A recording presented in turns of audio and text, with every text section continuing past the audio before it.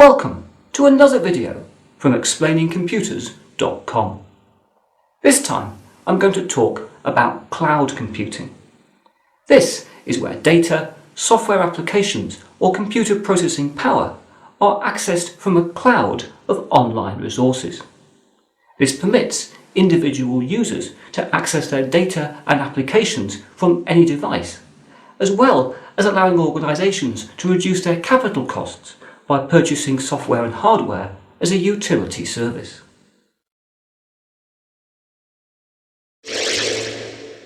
Cloud computing is closely associated with Web 2.0. In particular, a key element of both trends is the emergence of online applications known as software as a service or SaaS. Commercial software as a service includes Clarisen's online project management tools, as well as customer relationship management and human resource applications offered by Salesforce, Employees and Zoho. A number of online office applications are now also available and include Google Docs, Blist and SlideRocket.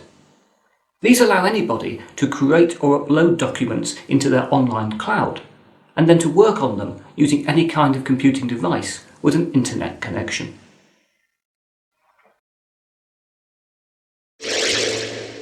In addition to software as a service, cloud computing also includes the development of hardware as a service or HSAS. This is where computer processing capacity is purchased over the web. Amazon, for example, now offer a web service called Elastic Compute Cloud or EC2. This allows users to purchase computer processing power online and on the basis of the processor cores, storage and data transfer they require in each instance. Google has also launched a similar service called App Engine, and which permits developers to run web applications on Google's infrastructure. Hardware as a service can offer many advantages. Amazon, for example, highlights how EC2 is elastic because it allows users to increase or decrease their hardware requirements within minutes. Flexible, because users can choose the specification of each individual instance of computing power purchased. Inexpensive, as no dedicated capital investment is required. And reliable, as EC2 makes use of Amazon's proven data centres and network infrastructure.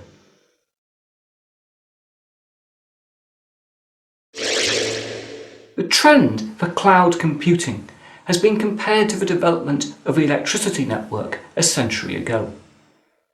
At that time, companies stopped having to produce their own power and instead plugged in to a national electricity grid. In the same way, individuals and organisations can now connect to a cloud of computing resources to fuel their information activities, rather than having to install software to run on their own hardware. It is therefore perhaps hardly surprising that cloud computing is also being referred to as utility computing. Linked to this trend, some new low-power, low-cost devices, such as the Asus EPC and the EverX Cloudbook, are also starting to be referred to as computing appliances.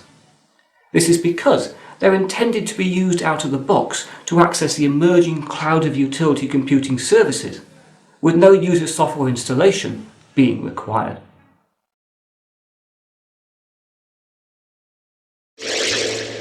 Cloud computing may signal a return to an age of centralisation, with data, applications and processing power largely remote from a user interface device. However, there are also significant differences from the previous mainframe era. For a start, cloud computing is levelling the playing field by bringing the potential benefits of centralised resources to all sizes of business. Any company, and indeed anybody, can now connect to software or hardware as an online utility. This means that fewer companies now have to invest in a large-scale computing infrastructure. In addition, over the next few years, fewer individual users will be tied to a particular device when they want to access their data and applications. In tandem with Web 2.0, cloud computing has the potential to change the face of the entire computing industry.